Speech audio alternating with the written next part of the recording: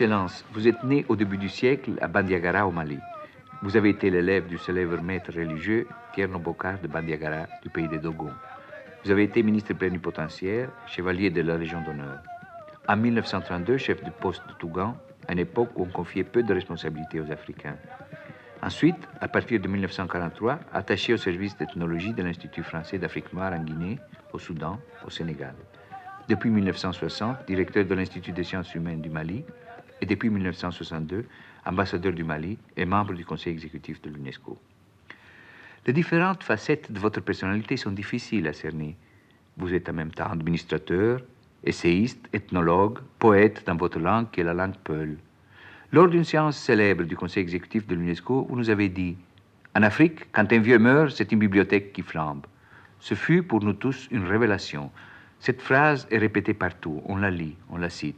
Et cette notion de la tradition orale qui était exprimée d'une façon aussi saisissante par cette formule pourrait ce soir, si vous voulez bien, être le point de départ de notre conversation. La tradition orale, pour nous, c'est l'enseignement, à tous les degrés. Degré primaire, degré secondaire, degré supérieur. Donc c'est l'enseignement à tous les degrés. Ça englobe aussi bien la morale, la philosophie, les mathématiques, la géométrie, et tout ce qui s'appelle connaissances humaines, tant au point de vue culturel qu'au point de vue cultuel. Et alors donc, la tradition orale, c'est l'enseignement.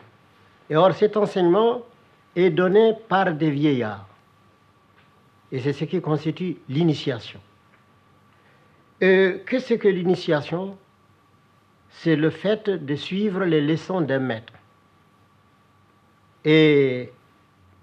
Mais ça englobe toute la vie, toute la nature, parce que pour nous, on dit il y a le vivant, il y a les êtres immobiles et non vivants, il y a le vivant immobile et il y a le vivant mobile. Ici, le mot vieillard, ce n'est pas celui qui a un grand âge, c'est celui qui connaît. Alors donc, vous avez des vieillards de 20 ans, et vous avez des enfants de 72 ans. Alors donc c'est une question de savoir. Le mot ce n'est pas la question, mais c'est le savoir. Le vieillard est un homme qui connaît. Il ne faut pas seulement croire que ça veut dire absolument le vieillard en âge. Mais comme ce sont les vieillards en âge qui généralement sont ont le plus vécu, ont le mieux vu, et alors ils sont considérés comme les grands initiateurs. Ces leçons de morale sont-elles données sous quelle forme? C'est l'enseignement. Ces leçons de morale sont données sous forme de contes, voilà, sous forme des anecdotes, sous forme de maximes. Et voyez-vous, quand j'ai entendu des prêtres prêcher ou lire quelques passages de l'Évangile, ou bien quand j'ai vu quelques passages de paraboles de la Bible, et j'ai vu que l'Africain est encore plus parabolique. Il parle beaucoup plus en parabole que ce qui est vu dans l'ancienne tradition. Et c'est ainsi que, par exemple, le vieux veut donner un enseignement. D'abord, on prend l'homme. On dit d'abord, qu'est-ce que l'homme? On dit c'est l'être qui est tout et rien. Il est tout parce qu'il a une parcelle de la puissance créatrice, et il n'est rien parce qu'une fièvre l'empêche de fois de se lever. Alors donc, il est tout et rien. Et alors, on dit, quelle est la vie de l'homme? Alors, la vie de l'homme est subdivisée en 9 degrés, mais chaque degré, et puis ces 9 degrés sont encore subdivisés en 3 étages, et chaque étage a 3 degrés. Et chaque degré correspond à 7 ans. Ainsi, de la naissance jusqu'à la 7e année, on est au premier degré du degré inférieur, c'est-à-dire l'enfant est à l'école de sa mère. Il n'obéit qu'à sa mère, il ne croit qu'à sa mère. Tout ce qu'on lui dit, il vient demander à sa mère, est-ce que papa m'a dit ça, est-ce que c'est vrai? Ou bien je vis ça, est-ce que c'est vrai? Donc il ne voit que par sa mère, durant 7 ans. Le deuxième septénaire, il passe à l'école de l'extérieur, que ce soit une initiation, que ce soit chez un maître ou ses camarades, c'est toujours l'école, parce que pour nous, tout est école. Aller s'amuser, c'est aller à l'école. Aller puiser de l'eau, c'est aller à l'école. Tout est école, tout est enseignement. Pour nous, rien n'est simplement récréatif. Et alors, donc, l'enfant au dehors apprend. Mais il revient toujours pour demander à sa mère si ce qu'il a vu est vrai. Si ce qu'il a entendu est vrai. Et c'est là jusqu'à 14 ans. À partir de 14 ans, c'est-à-dire le deuxième septénaire passé, l'enfant commence à être une personnalité, c'est séparant de sa mère, parce qu'il va vers sa 21e année, il commence à dire à sa mère, non, tu n'as pas compris, c'est pas comme ça. Il commence à raisonner. Et alors à 21 ans, il a fini le petit cycle. Alors, il est censé avoir fait un premier tour dans toutes les initiations. On lui a parlé des êtres vivants, immobiles. On lui a parlé des êtres vivants, mobiles. Ensemble, pour parler comme un terme, on lui a parlé du règne animal, on lui a parlé du règne végétal, on lui a parlé du règne minéral. Alors maintenant, il approfondit ça encore, durant 21 ans, qui constitue trois âges encore. Le deuxième 21 ans viennent renforcer les premiers 21 ans. Et alors, ce n'est qu'à 42 ans qu'il a droit à la parole. Alors là, on dit qu'il est un homme fait. Et quand il commence à parler, on dit il va entrer dans la classe des vieux. Alors on lui dit, mais quel est ton âge? Si par exemple vous dites 35 ans, on dit, attendez les 42 ans. Et maintenant, lorsqu'il a atteint 42 ans, il a droit à la parole. C'est-à-dire il a encore 21 ans à enseigner obligatoirement. On doit exiger de lui, il faut qu'il rende. C'est qu'en 21 ans, il a pris dans sa jeunesse, il a mûri dans son âge d'homme, il faut qu'il le rende dans son âge de vieillesse, c'est-à-dire jusqu'à 63 ans. Alors à partir de 63 ans, chez le Peul, on dit il est hors du parc. C'est comme une espèce de retraité. On ne peut plus exiger de lui, mais il peut donner lui parce qu'il peut bénéficier de la vie. Mais il est considéré comme terminé à 63 ans. Et lorsqu'il a 21 ans, il y a la circoncision qui se présente. Et alors, la circoncision consiste à quitter le domaine de l'enfance, le domaine inférieur, pour entrer dans le domaine médian. Et alors, la circoncision comporte des cérémonies. Il y a la nuit de la veillée de la circoncision. Et alors, cette nuit est une nuit où on organise des danses. Alors, tous les parents viennent de partout. On envoie des apports, tous les griots viennent et on passe toute la nuit à chanter. Et alors la tante est généralement celle qui mène ou l'oncle. Ce sont ceux-là qui sont intéressés dans cette chose parce que c'est dans la circoncision parce que ce sont eux qui sont les vrais responsables de l'enfant. Et alors dans cette chose, on fait la généalogie, on chante. Et alors, par exemple, on dit Hulali, hulali, miye nima. Hulali, django, miye nima. Dogali, dogali, miye nima. Dogali, django, miye nima. Je m'excuse, je n'ai pas une bonne voix.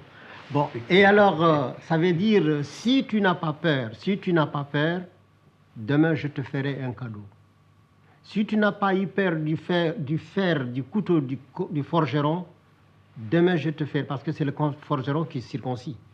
Si tu n'as pas peur du couteau du forgeron, demain je te ferai un cadeau et tu ressembleras à ton grand-père qui n'a pas eu peur de la lance de tel jour. Alors là, on cite les guerres. Alors c'est toute l'épopée qui se mêle. Et alors, le lendemain matin, de très bonne heure, les enfants vont sous l'arbre de la circoncision. Ils campent là. Et alors, on les met par ordre de caste. Il y a les nobles d'abord, il y a les castés, et puis il y a les captifs. Parce qu'il y a 3 clans. Les nobles, les hommes de caste et les captifs. Et alors, parmi les nobles, on regarde le plus noble, celui qui doit être le premier circoncis. Alors, on l'appelle le général du groupe. Alors, on regarde celui qui est de la caste la moins élevée, la plus en arrière. Il devient la fermeture de la circoncision. Et cette situation est très pénible, parce que quand les circoncis ont fini de manger, ils viennent tous essuyer. C'est la chevelure du dernier circoncis qui leur sert de serviette. C'est là où ils viennent essuyer leurs mains. Et alors, lui, il est le souffre-douleur de tout le monde. Bon, et alors, il est chargé de toutes les corvées pénibles. Mais cela lui donne le droit d'être le mieux initié. C'est pour se rattraper. Et alors, ainsi, dans la vie, il devient peut-être le plus initié de tous. Et alors, parmi les chants de jeunes gens, il y a des chants on peut dire des chants qui tiennent liés de gymnastique. Par exemple, la danse de Direre, c'est une danse des captifs peuls, mais que de nobles peuvent danser. Mais alors, c'est vraiment de la gymnastique. Et alors, chez Sam, par exemple, c'est très rythmé. Par exemple, on dit Samba jo aulan ledina, sa hulata ripula ungara, e samba jo aulan ledina, hulata ko ulan ledina. Alors lui, il se met à ce temps-là à marteler. Parce que dans la musique africaine initiatique, c'est le danseur qui guide la musique. C'est lui qui règle la musique, selon qu'il est actif ou qu'il est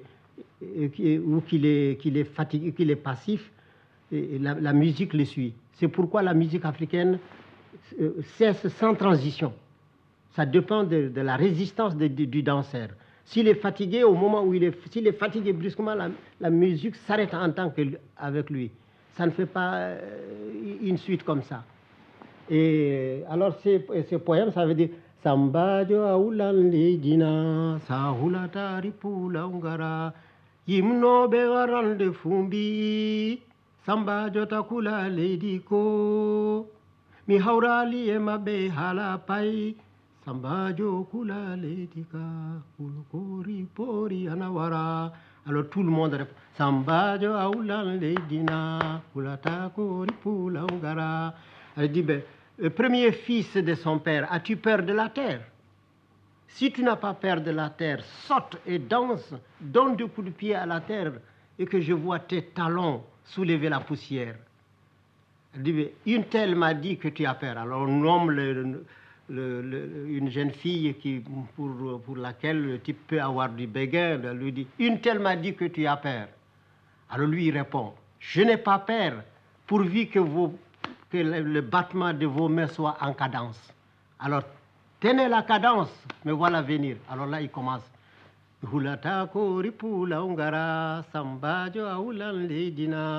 Et alors, les chants sont faits. Il n'y a pas solfège comme chez vous, mais il y a des onomatopées. Des onomatopées qui donnent les airs. Et alors, tous les groupes répètent l'onomatopée. Alors, les poètes entre, et puis immédiatement, comme tout est improvisé, alors il improvise en suivant le rythme que les autres tiennent. Par exemple, si on lui dit, mais sur quel rythme veux-tu danser? Il dit, je vais danser sur le rythme de Sambadio. Alors là, il chante ce que je viens de dire. Mais s'il dit, je vais danser sur le rythme de Tari, alors là, tout le monde se met tarindi tarindin din tindaritam tarindi tarindin din tindaritam tandaranda tandandara tandaranda tandandara. Alors tout le monde, vous voyez, 300 personnes comme ça, tarindi tari. Alors ça fait vraiment une musique qui est faite de bouche. Et alors il enchaîne, le poète enchaîne là-dedans. Bailel jabate bailel sambalana Tarindi tarindindi midoima tarindi tarindindi sappoeta ton fatuma be iyo nyale o samba iyo tarindi tarindindi darita. Alors c'est la réplique. Ou bien les autres disent c'est ere. Alors là il dit ere de ere nana ere nana injo ere nana sajode, qui ne veut absolument rien dire. C'est comme si on dit tra la la la la la la la la la la tra la la la la. Mais ça permet au poète d'enchaîner. Quand il dit ere de ere nana inyo ere nana sajode, le poète dit Allah se kani mingindi yalla gindi se katagiye mayo. Alors ça c'est une parole. Alors il dit ere de qui ne veut rien dire. Alors lui il dit, c'est Dieu qui nous inspire. Et de cette inspiration, nous faisons des poésies qui sont si fortes et si élevées qu'elles creusent des fleuves et font des méandres. Allah se kani mingindi, yalla gindi se katagiyema yo sajode, et ainsi de suite. Alors vous en avez toute une gamme pour montrer comment les chansons sont conservées. Et alors les thèmes, évidemment, on ne peut pas demander à la tradition orale d'avoir un thème comme des archives, comme des livres écrits. Et alors, mais il y a des thèmes, il y a des étages, il y a des développements qu'on ne peut pas. Par exemple, si vous avez un conte à raconter, un conte initiatique, comme celui de Kaïdra, alors vous avez 11 points que vous ne pouvez pas négliger. Ça, il faut les respecter. Mais le développement, le paysage que vous mettez, ça dépend des gens auxquels vous parlez. Si, par exemple, vous êtes dans un pays de pasteurs, eh bien, vous parlez de pâturage, ça vous permet de parler des arbres et de montrer comment les trois voyageurs ont traversé des prairies. Et alors, vous en profitez pour montrer quelles sont les bonnes herbes et les mauvaises herbes, quelles sont celles qui sont d'utilité alimentaire ou d'utilité médicinale, d'utilité médicale. C'est une forme d'enseignement. Mais toujours par conte, par chant, par parole, rien en Afrique n'est vraiment une distraction simple. Je peux dire ainsi, le profane n'existe pas en Afrique. Dans la vieille Afrique, il n'y a pas de profane. Tout est religieux, tout a un but, tout a un motif. Il n'y a pas une récréation simple. Quand un homme d'un certain âge vient trouver l'initiateur et qu'il n'est pas de la race, c'est-à-dire il n'est pas de la tribu, ou bien c'est un pasteur qui veut être initié à la chasse. Alors il vient trouver le maître chasseur. Il lui dit, je viens te demander de m'ouvrir les yeux à la chasse. Alors le néophyte, le maître, lui dit, si tu veux que je t'enseigne, il faut cesser d'être toi pour être moi. Oublie-toi pour être moi. Sinon, si tu restes à être toi, nous serons, tout en étant face à face, nous serons aussi éloignés que le ciel et la terre. Ça veut dire qu'il ne faudrait pas que tu ramènes ce que je vais te dire en le comparant à ce que tu sais. Là, il faut oublier absolument, il faut te vider de tout ce que tu sais pour apprendre. Et alors là, c'est là où on vous dit, il faut savoir qu'on ne sait pas, savoir anda à anda. Parce que alors l'expression Peul, c'est ça andi à anda à andang. Si tu sais que tu ne sais pas, tu sauras. Ça anda à andata. Si tu ne sais pas que tu ne sais pas, tu ne sauras pas. Alors si tu arrives à ces initiatives, tu commences à lui poser des questions, et pourquoi pas ça, et pourquoi pas ça, lui il s'était. Alors il te laisse. Et alors c'est le cas qui est arrivé à des ethnologues, mais je ne dirais pas à tous les ethnologues, parce qu'il n'y a pas de règle sans exception. Je vais citer un cas spécial Un jeune ethnologue avait reçu la mission d'aller étudier les poulets sacrificiels de la circoncision. Parce que son professeur lui a dit si, dans le rite de la circoncision, l'histoire de ces poulets n'a jamais été éclaircie, il faudrait qu'il aille. Bon. Alors, qu'est-ce qu'on donne à ce jeune homme? On lui donne une bourse pour 6 mois.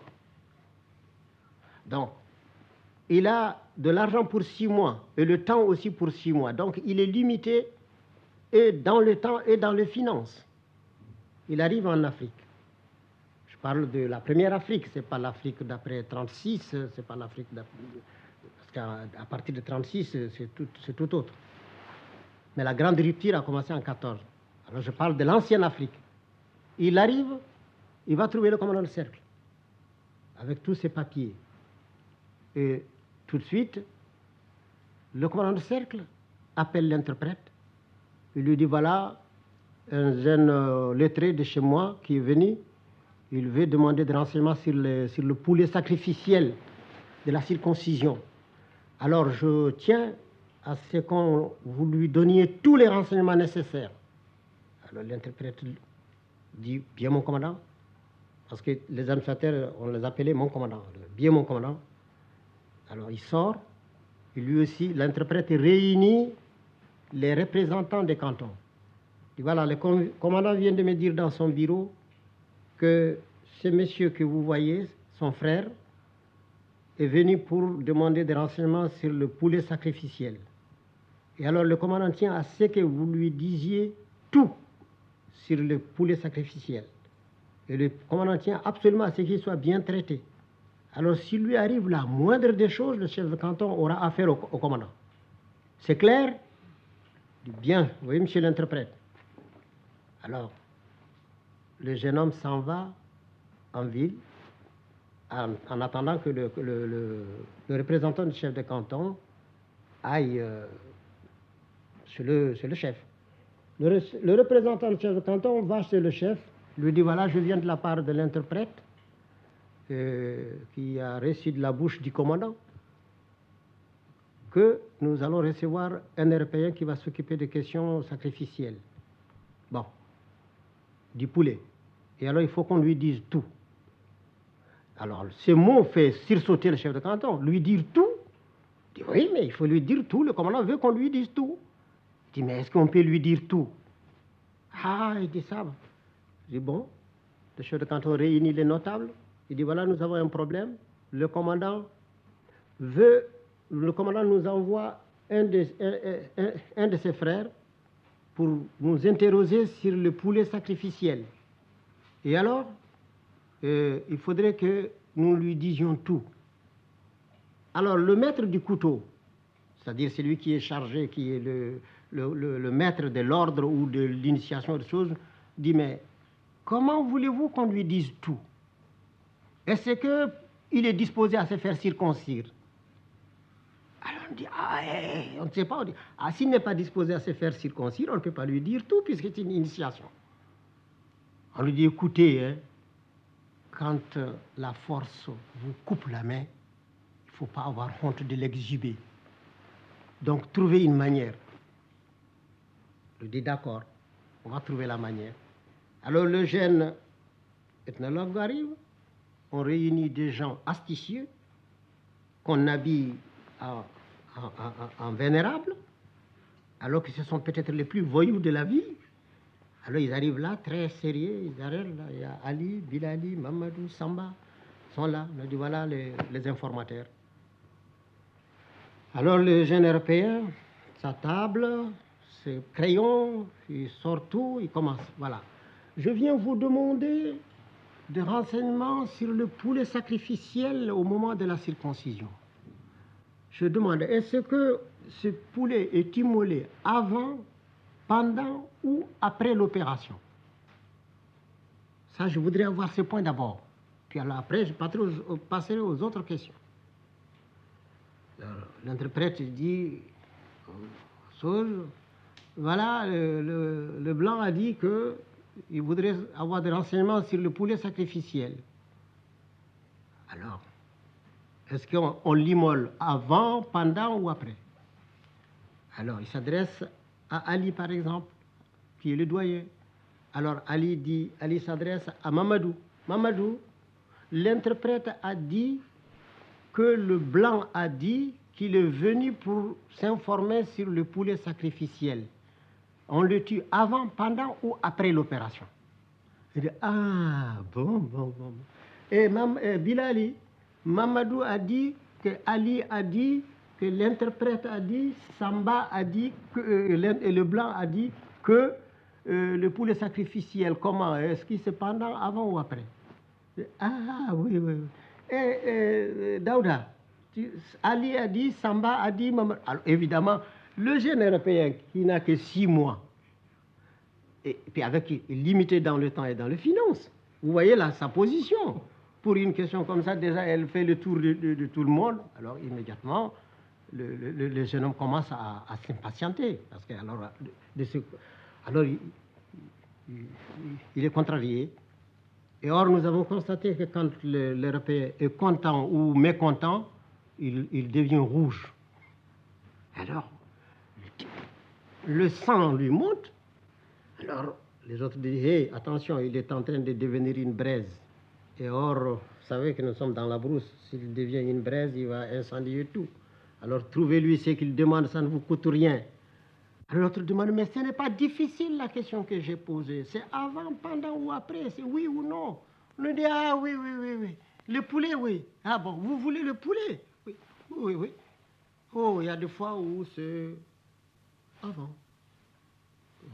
Aussi, pendant aussi. Et souvent, c'est après. Le type dit, mais... Alors donc, c'est facultatif. Ah oui, c'est facultatif, très facultatif.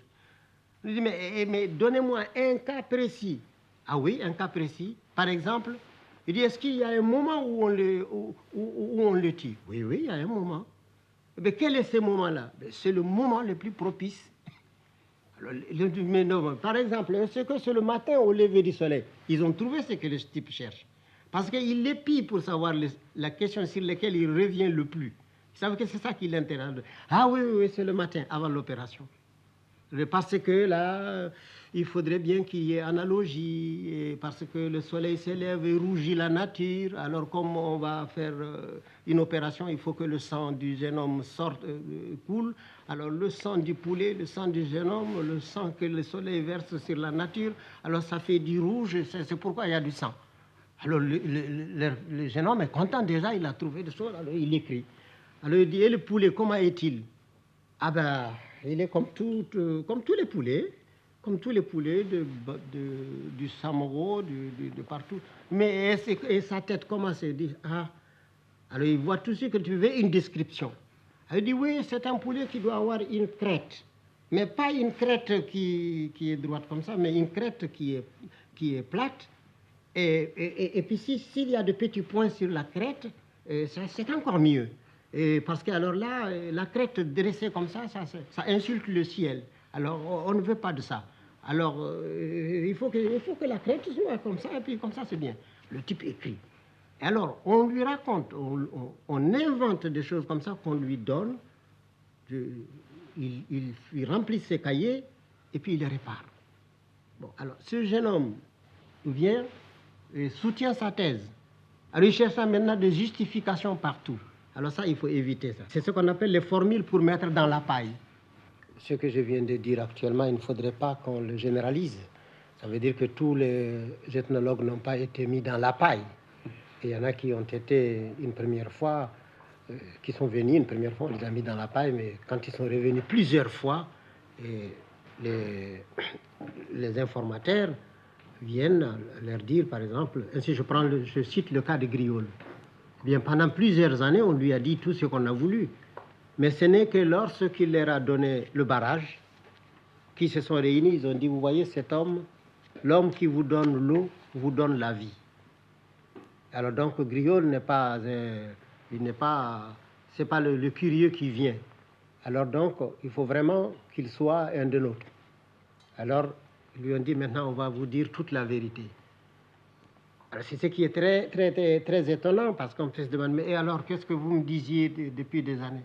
Mais si vous ne connaissez pas le mensonge, comment vous allez le différencier de la vérité? Alors donc il faudrait apprendre le mensonge d'abord pour pouvoir affirmer et reconnaître la vérité. D'après ce que vous venez de nous dire, un des aspects les plus fascinants, c'est le contact avec la nature, les êtres immobiles et les intermobiles, les animaux par exemple. Parlez-nous, Excellence, du plus célèbre d'entre eux, du lion. On l'aime, on l'admire d'abord parce que c'est un grand, il a un port majestueux, il est comme un roi, et puis il est très sobre. Le lion peut rester 10 jours sans manger. Et il ne tue pas pour le plaisir de tuer, il tue pour manger. Alors le lion, donc, c'est l'animal extraordinaire.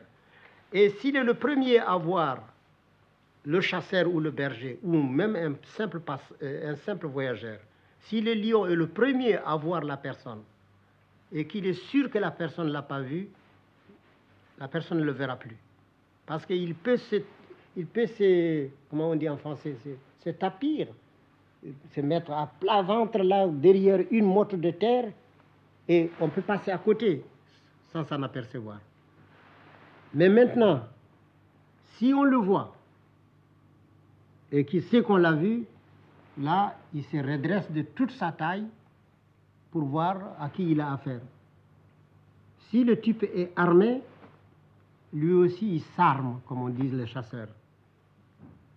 Parce que quand il est au repos, son ventre, c'est une espèce d'outre, et ça traîne presque à terre. Et alors, lorsqu'il prend une position de bataille, il remonte tout son ventre pour en faire une poitrine. Alors là, son ventre se creuse comme celui du lévrier. Et alors, il se met sur son arrière-train, puis alors il regarde. Alors, s'il voit que le type veut l'attaquer, alors il se remet sur ses 4 pattes, il passe la queue à travers ses pieds, il la sort du côté de sa bouche. Alors ça, c'est la position la plus terrible qu'on puisse voir du lion. Et surtout lorsqu'il vient de faire son déjeuner, avant de faire sa toilette, quand on le voit la tête remplie du sang, alors cette queue qui sort, alors on dit que le lion a fait pousser sa queue dans sa bouche. Alors ça veut dire qu'il y a bagarre inévitable.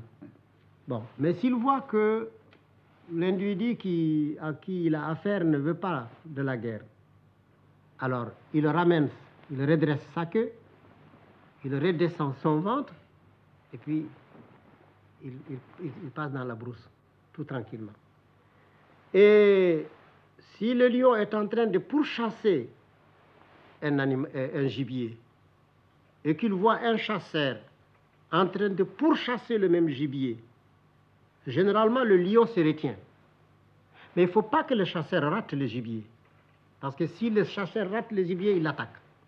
Il attaque le chasseur. Et maintenant, si le chasseur tue le gibier, s'il connaît l'habitude du lion, il coupera et laissera une partie pour le lion. Il s'en ira. Dès qu'il est parti, le lion viendra prendre. Parce que lui-même, si il poursuit un gibier et qu'un chasseur, poursuivant le même gibier, le voit faire et se retient, généralement quand le lion, lui, rate pas. C'est très difficile qu'il rate. Bon, parce qu'il peut faire de bonds de 8 mètres. Bon, alors, il bondit sur la bête, il l'abat, il lui tranche la gorge, et il boit le sang, il laisse tout le reste. Il s'en va. Jusqu'à ce que l'autre arrive et prenne ce qu'il a à prendre, alors il reviendra. On a constaté cet état jusqu'au moment où on s'est mis à lui faire de grandes chasses. Autrement, voilà comment le lion était. Et par exemple, il est tellement noble que s'il vole, il devient peu brave. C'est-à-dire qu'il vient la nuit comme ça, il vole un cabri ou bien un veau. Alors il sort. Dès que le berger sort, mais il faut qu'il sorte avec un bâton et non pas avec l'arme. Alors, quand le lion est en train de manger ou bien en train de traîner la bête, sa prise, le berger pousse les cris. Wan, wan, wan. Alors le lion lâche. Et il va se mettre à 4 ou 5 mètres pour regarder. Alors si le berger sait qu'il n'est pas assez fort pour prendre la bête, il doit s'asseoir dessus, puis faire face au lion. Et puis n'est pas. Alors là, le lion se met à battre ce que nous appelons son tam-tam. Alors là, il se met à ruser, et puis en grattant de la terre, pour voir si le type est vraiment le maître de la bête. Alors si le type ne bouge pas et reste, alors le lion, lui, il rentre et il retourne. Mais si le type a peur et qu'il essaye de se sauver, alors le lion, les pères disent, le lion vous poursuit en disant, tu es voleur comme moi, pourquoi tu cours? Et la lionne est encore... Et alors la lionne, c'est autre chose. Quelqu'un qui connaît la coutume du lion, si vous voyez un couple, si vous voulez tuer, il faut tuer la femelle. Parce que parfois, le mâle peut se sauver. Mais la femelle ne se sauvera jamais quand vous tuez le mâle.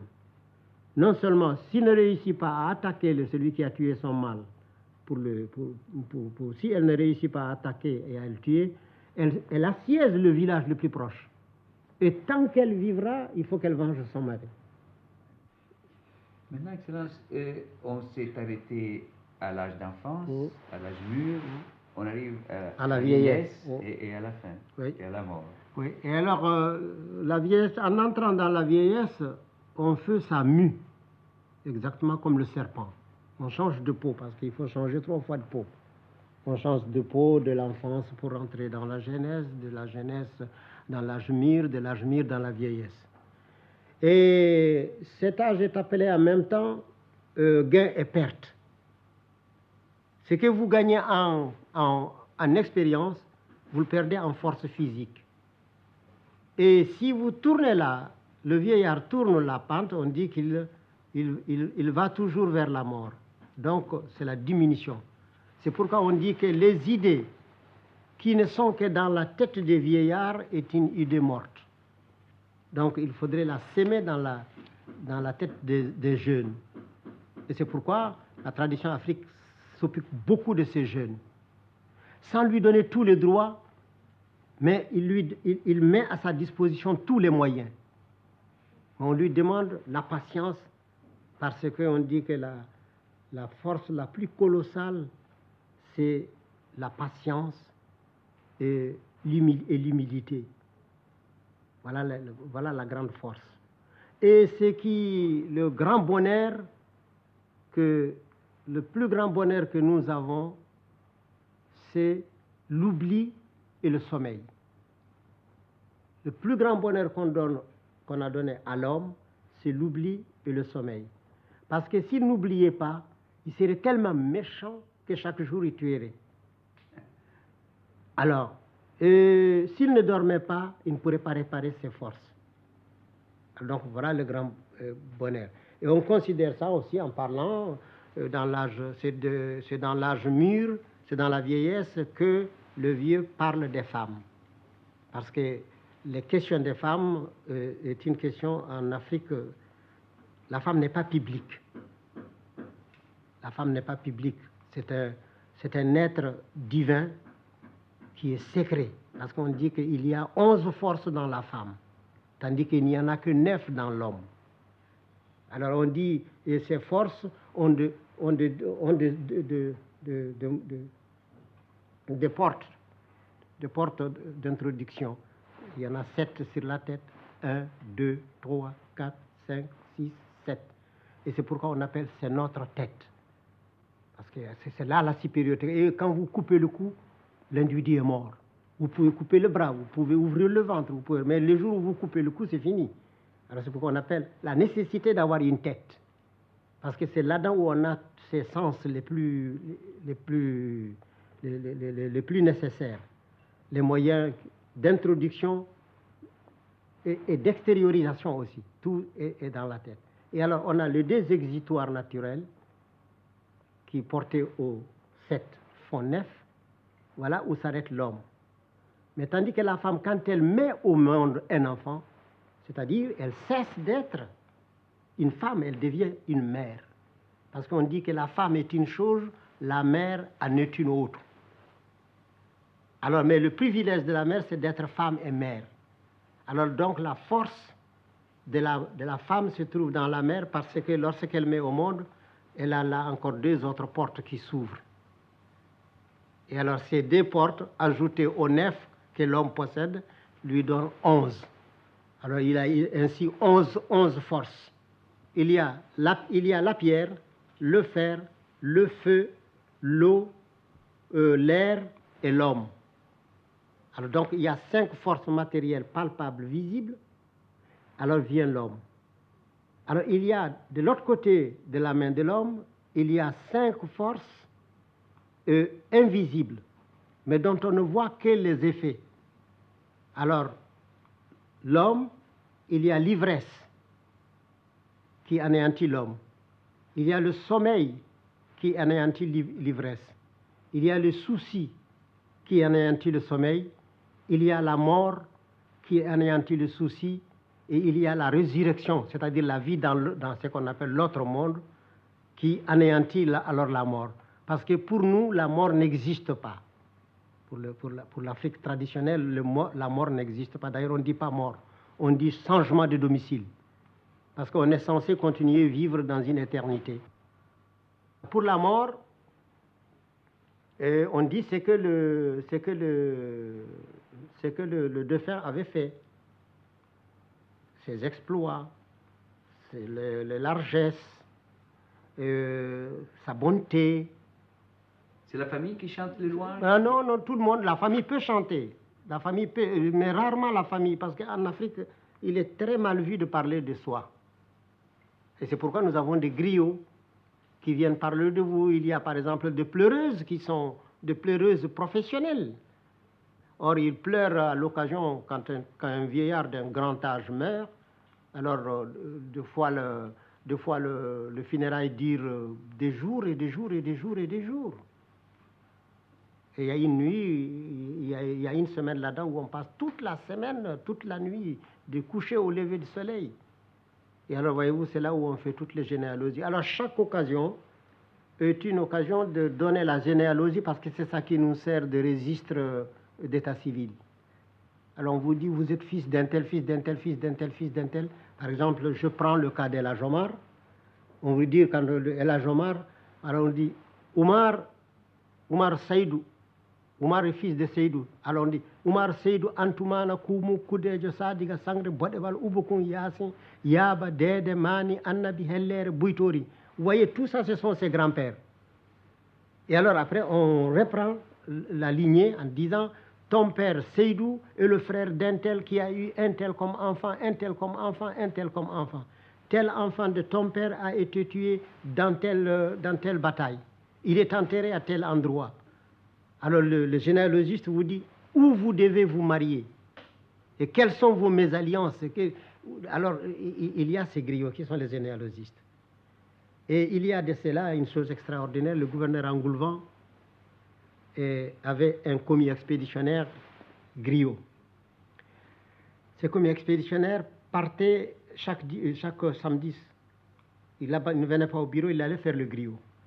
Et alors son chef de bureau l'a fait révoquer pour inexactitude dans le service, on l'a fait révoquer. Et alors, lui, comme il est griot, il est allé demander des renseignements sur la généalogie et sur la biographie du gouverneur général Van Vollenhoven, le gouverneur général Engoulevent. Alors, il a attendu un jour où on est allé à la course à Rufisque. C'était la seule course qui existait pour tout le Sénégal. C'est-à-dire que tout le monde venait là. Alors, c'est un grand monde. C'est comme le Longchamp ici, de là-bas. Et alors, à la mi-temps, et voilà le jeune griot qui sort, habillé en griot. Il vient là, il se présente à la tribune. Il dit « Engoulevent !» Alors, pour un Africain à l'époque, se permettre d'interpeller comme ça le gouverneur général, alors tout le monde était là, comme ça, saisi. Qu'est-ce que c'est? Engoulevent, gouverneur général de l'Afrique occidentale française et gouverneur général de l'Afrique équatoriale française. Roum et Ponty ont fondé le gouvernement général de l'Afrique occidentale française, mais ils n'ont pas réuni les deux commandements. Engoulevent, tu as été le lauréat de ta promotion, sorti diplômé de telle école, telle école, telle école. Eh bien, je vous assure, Engoulevent ne savait pas où se mettre. Engoulevent était pris sous la magie du verbe. Il se lève, il dit, mais qu'est-ce qu'il y a, mon petit? Il dit, je suis un pauvre griot de fils en père. Ben, contrairement aux habitudes de mes parents, j'ai été à l'école. On m'a instruit dans la langue française. On m'a donné le métier de commis expéditionnaire. Eh bien, parce que j'ai voulu suivre ma tradition, on m'a révoqué. Je viens te demander réparation. Le gouverneur général dit, allez, tais-toi, mon fils, viens me voir. Il arrive, il le remet dans le cadre. Il affecte à son bureau comme téléphoniste.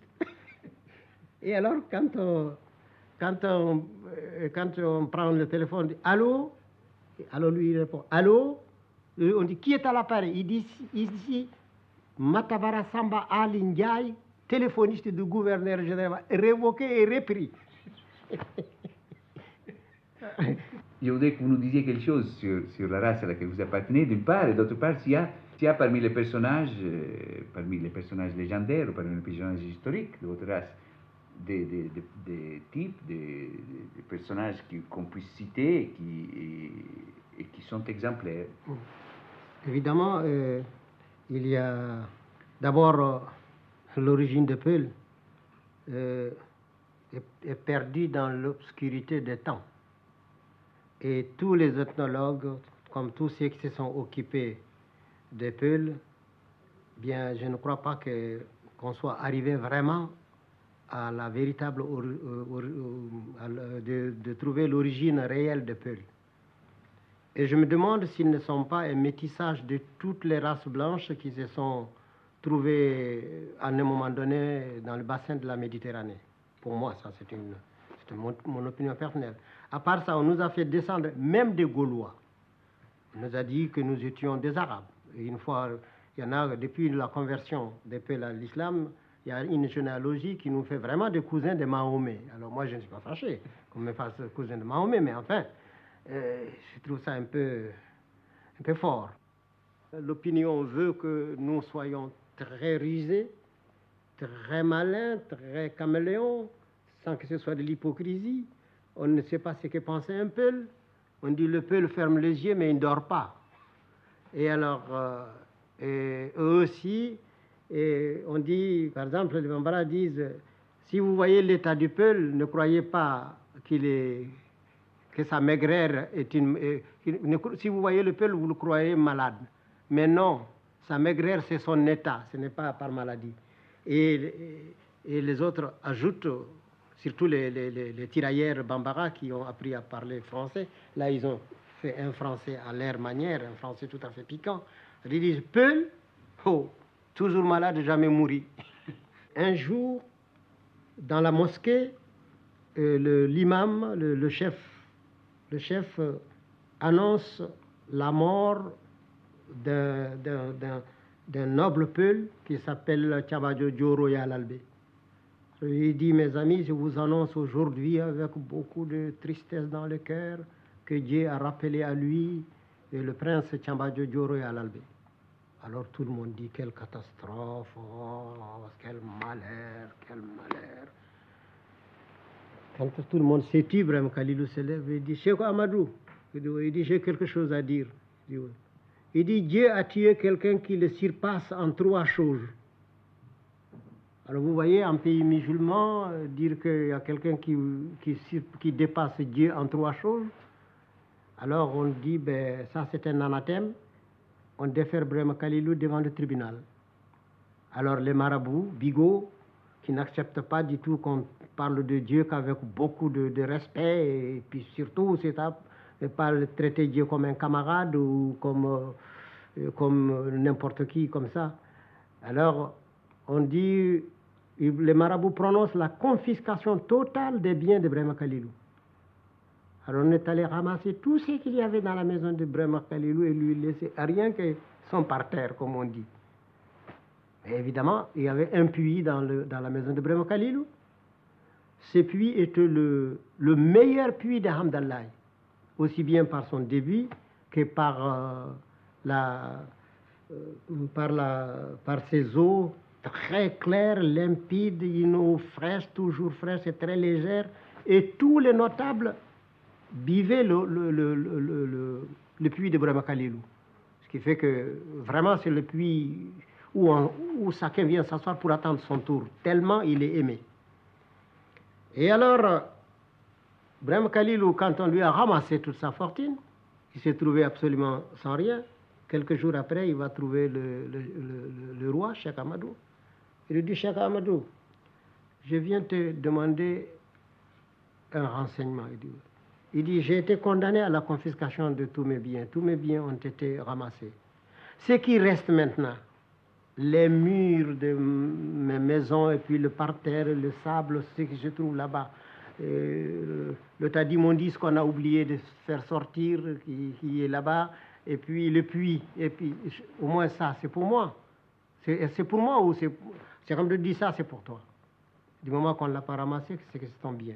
Il dit donc, je peux en faire usage selon mon bon plaisir. Mais bien sûr, puisque c'est à toi. Il dit, bon, de mon puits, je vais en faire un vater. Tu comprends? Le puits que tout le monde, où tout le monde vient puiser de l'eau, tu vas en faire un vater. Il dit, puisque c'est à moi. Ou bien vous allez vous dédire encore, une fois de plus. Alors, on dit, eh bien, Brahma Khalil, ça, c'est très fort. Ce puits n'est pas à toi tout seul, mais c'est pour la communauté. Il dit donc, j'ai une part là-dedans. Il dit, ben, donnez-moi ma part, je vais en faire un vater. Puis moi, je ferai ça d'un côté ou vous boirez de l'autre. Alors, ils se sont tournés vers le noble, on dit, mais qu'est-ce qu'il voulait? Il n'y a rien à faire avec lui, qu'est-ce qu'il faut faire? On dit, ah, écoutez, faites cotisation pour lui restituer son bien. Alors, on a fait une cotisation, on lui a restitué. Et oui, une ville de près de 100 000 habitants cotisé, chacun donnant la valeur de 10 ou 15 francs, ce que ça fait. Il est devenu peut-être 5 ou 6 fois plus riche qu'il ne l'était. Y a-t-il le moyen de pouvoir imaginer la reconstruction d'une histoire de l'Afrique, cette tradition historique, à travers la tradition orale? Y a-t-il la possibilité de retrouver, à travers une récolte, la tradition orale de cette histoire prestigieuse du continent? On dit chez nous que lorsque vous amenez votre jus de fruits au marché, ne le vantez pas, faites-le goûter. Alors c'est la langue qui plaidera pour votre marchandise. Ça veut dire que pour la réponse à votre question, je ne dirais pas oui, mais je dirais seulement j'ai fait un livre en partant des traditions orales. C'est l'Empire Peul du Massina, dont le premier tome a paru et le deuxième tome est en sentier. Et d'autre part, l'histoire vraie de l'Afrique ne peut être faite qu'à partir de la tradition orale. Parce que tant au point de vue généalogie, au point de vue coutume réelle, ce n'est que la tradition orale, puisque nous n'avons pas d'archives, nous n'avons pas de... Tout est oral, c'est dans l'oralité. Alors donc, on peut recueillir cela, et d'autant plus actuellement, on peut le faire qu'on a des moyens. Il y a la radio, il y a le film, il y a le cinéma, on peut enregistrer, il y a des bandes magnétiques. Alors ça constitue, c'est la période c'est la période la plus propice pour récolter. Et sans se soucier si c'est vrai ou non, mais faire d'abord la récolte en moisson, exactement comme celui qui va chercher des fruits dans la brousse. Il ramasse tout, alors après il mettra les cerises avec les cerises, il mettra chaque fruit avec son espèce. Et ça veut dire qu'actuellement, il faudrait qu'il y ait des équipes qui partiront avec des magnétophones, bien avec des films, pour filmer les choses sur place et écouter les traditionalistes. Parce que les derniers vont disparaître dans 25 ans. Et c'est pourquoi j'ai dit à l'UNESCO que j'ai été très ému de voir le monde entier s'accorder sur une chose, le sauvetage des monuments du Nubie. Ça a été vraiment une œuvre mondiale où tout le monde s'est mis d'accord. Mais à côté de ces monuments, il y a d'autres monuments qui sont plus périssables. C'est toute la tradition orale qui est dans le cerveau des hommes, et ces hommes sont mortels. Tandis qu'à côté des monuments du Nubie qui auraient pu encore rester 60 ans dans l'eau, eh bien nous, d'ici 60 ans, avec tout l'or du monde, on ne pourrait pas reconstituer. Alors actuellement, avec peu de moyens, on peut sauver ce qui peut être sauvé. Et si on ne le fait pas, on nous fera plus tard une histoire de l'Afrique vue de l'Europe et non pas une histoire de l'Afrique vue par l'Afrique. On nous fera une histoire de l'Afrique, mais on ne fera pas l'histoire de l'Afrique parce qu'on aura parlé à notre place et ce n'est pas nous qui avons parlé. Et or, on dit que quand la chèvre est présente, il ne faut pas bêler à sa place. Excellence, vous nous avez dit que tout en Afrique est enseignement. Mais d'après le ton que vous avez utilisé pour nous parler ce soir, c'est une pédagogie qui ne semble pas toujours axée sur la gravité, comme en Occident. Toujours trop sérieux n'est pas très sérieux. Alors il faut rire parce que le rire est un remède. C'est savoir rire et faire rire. Riez, faites rire sainement, car toujours trop sérieux n'est pas très sérieux. Alors l'Afrique rit, l'Afrique a de la foi.